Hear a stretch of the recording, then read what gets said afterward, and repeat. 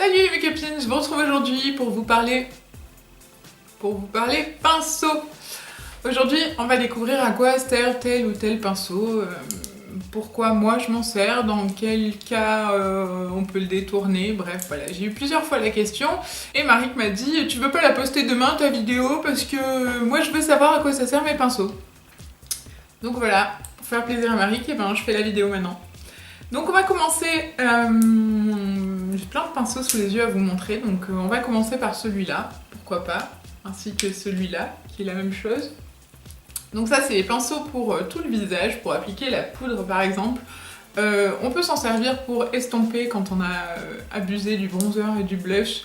On peut estomper comme ceci, on peut déposer sa poudre, on peut voilà, poudrer tout le visage. C'est tout le temps hyper doux. Moi j'adore ce type de pinceau, c'est... Voilà, enfin bon, moi j'ai que des pinceaux très doux donc j'adore.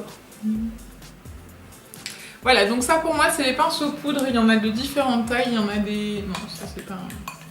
Il y en a même de toutes les couleurs. Il y en a des comme ça, on peut s'en servir pour poudrer le dessous de l'œil, bref.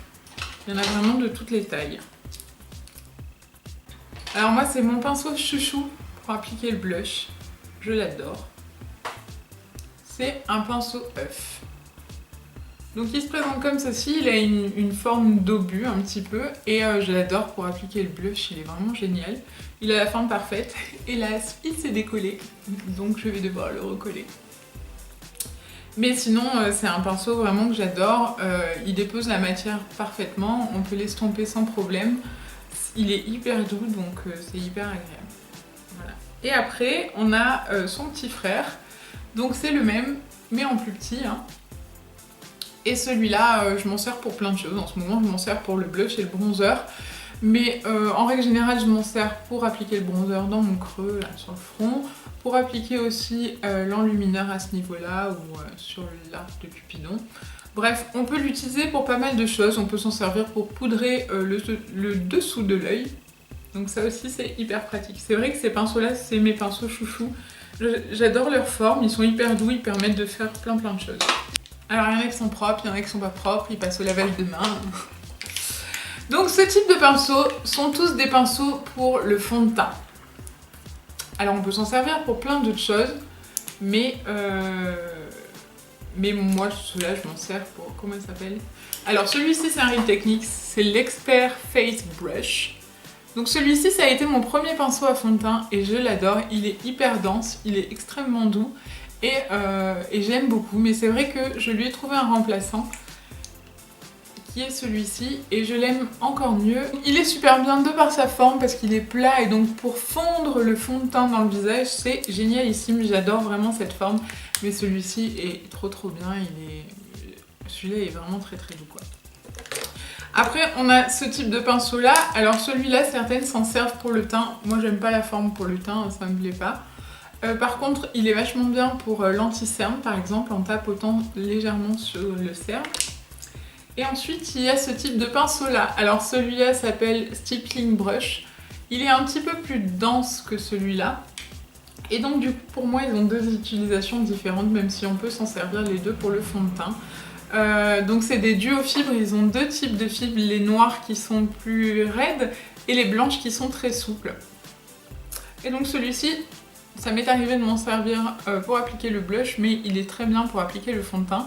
Quant à celui-ci, pour ma part, je le trouve pas bien pour le fond de teint parce qu'il est beaucoup moins dense et donc du coup, je l'aime moins. Mais par contre, il est hyper bien pour le blush. Et enfin pour le fond de teint, il existe un autre type de pinceau et ça c'est ce que certaines maquilleuses et les esthéticiennes utilisent. Ce sont des pinceaux plats comme ça et moi je déteste, j'ai l'impression de faire de la peinture. Alors du coup, celui-là aussi il est cassé, je le recycle et je m'en sers pour appliquer, c'est pour ça qu'il est cassé, pour appliquer mes masques. Parce qu'il prend l'eau tout le temps. Donc ouais, pour appliquer mes masques d'argile et tout ça, c'est hyper bien, c'est hyper pratique, on fait le contour de l'œil et tout, trop bien.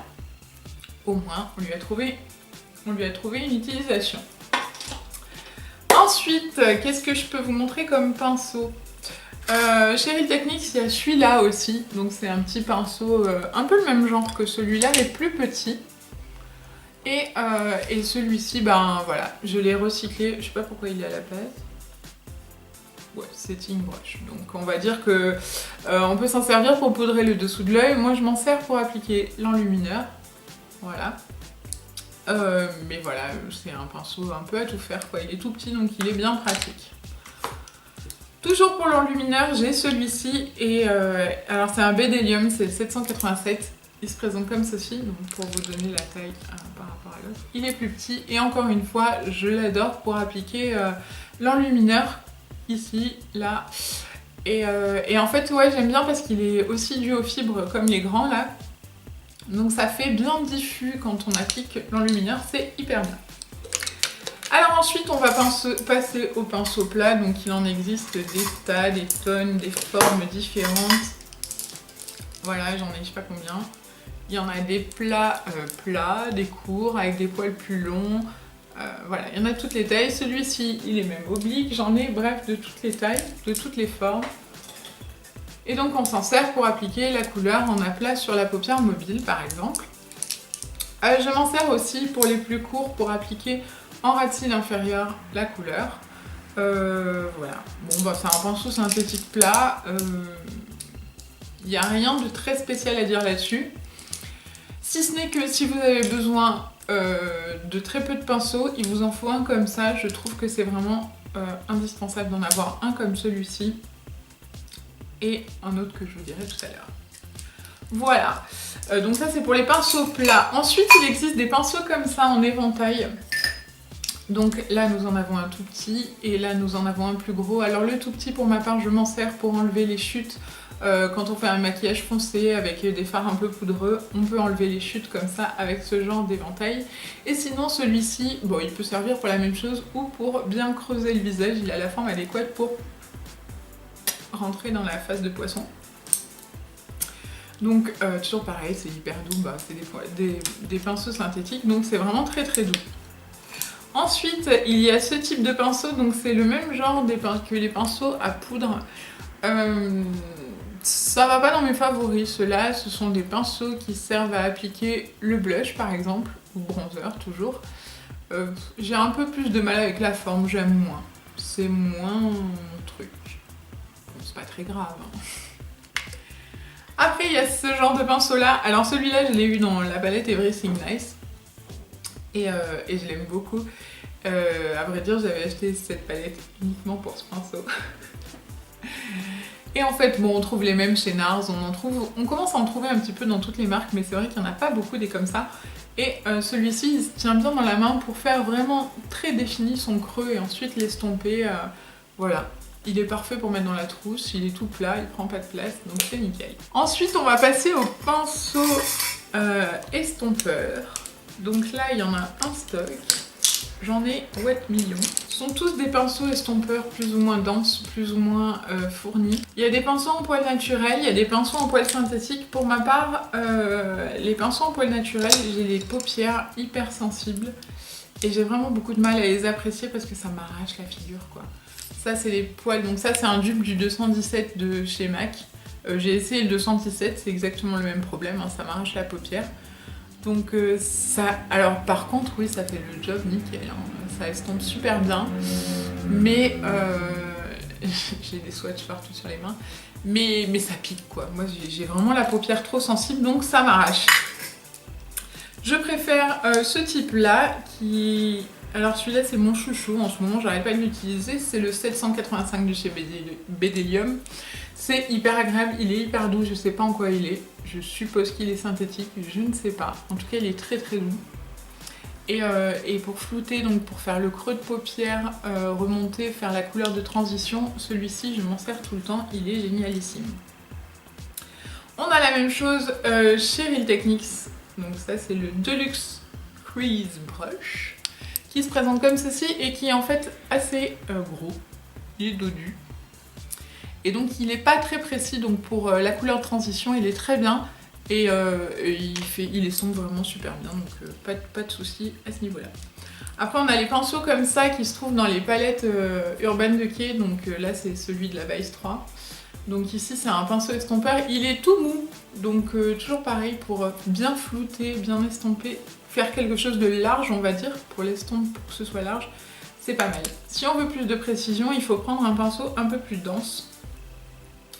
Le mien est là. Alors celui-ci, je l'aime beaucoup parce que il a une forme pointue. Et donc du coup, on peut le placer dans le creux de paupière et faire son travail d'estompe. Et il va flouter les couleurs les unes dans les autres sans avoir besoin de repasser 400 fois avec différents pinceaux.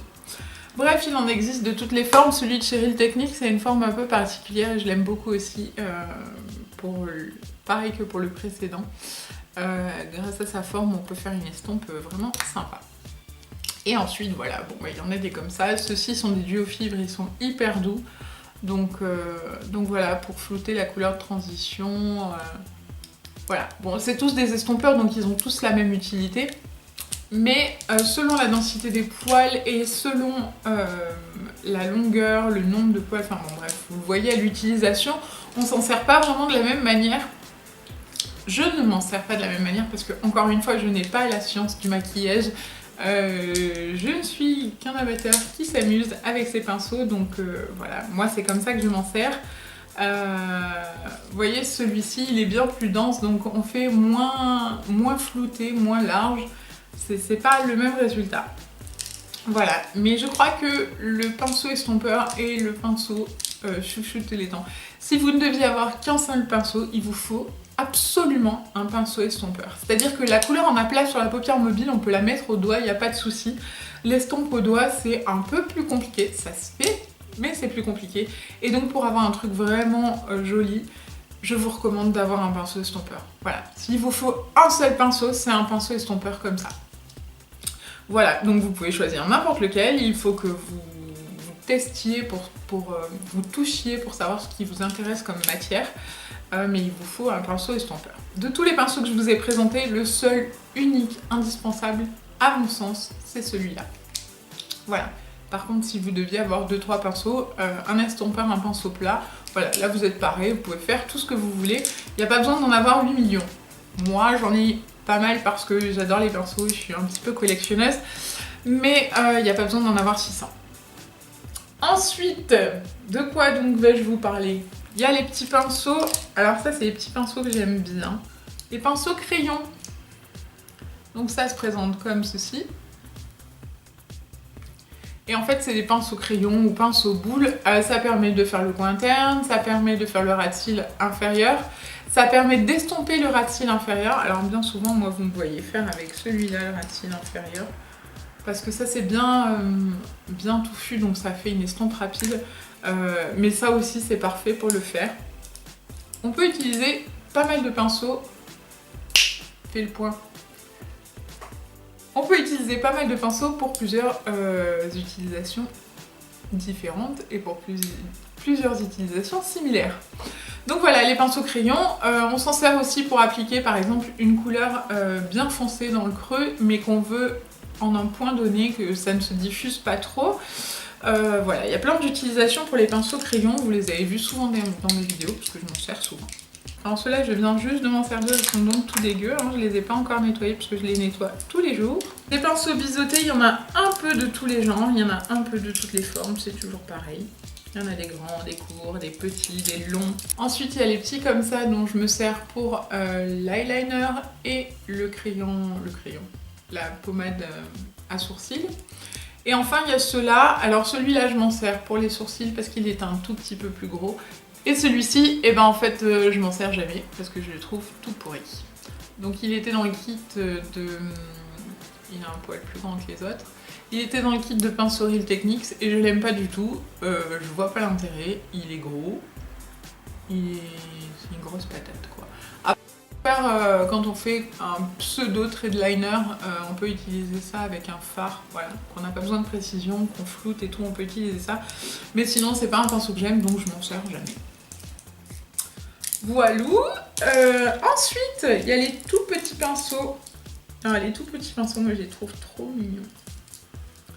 Voilà, ça c'est tout minuscule. Et ça, bah pareil, pour mettre dans le coin de l'œil interne, pour faire la zone de lumière sous le sourcil, pour appliquer un fard sur la muqueuse, moi je le fais souvent. Voilà, il y a plein de petites utilisations. On peut aussi appliquer sur l'arc de Cupidon en étant bien plus précis l'enlumineur. Voilà pour ces petits pinceaux. Il y a d'autres pinceaux liner donc, qui se présentent comme ceci. Celui de Real Techniques, pareil, sans intérêt, il est énorme. Donc, ah non, il est trop gros, ça sert à rien. Pour l'anti-cerne, j'en ai 3 différents. Celui-ci, bah, c'est le classique tout plat, voilà. Bon, je m'en sers juste pour prélever la matière et la poser, c'est tout. Celui-ci, il est trop long pour l'anti-cerne, du coup je m'en sers en crayon, en pinceau à lèvres. Et enfin celui-ci, alors celui-ci c'est ma petite maman qui me l'a donné. C'est un ciselé. Et en fait c'est une sorte de pinceau estompeur biseauté dont je me sers pour appliquer l'anti-cerne en tapotant comme ça sur mon cerne. Et il est vraiment pas mal, j'aime beaucoup ce type de pinceau.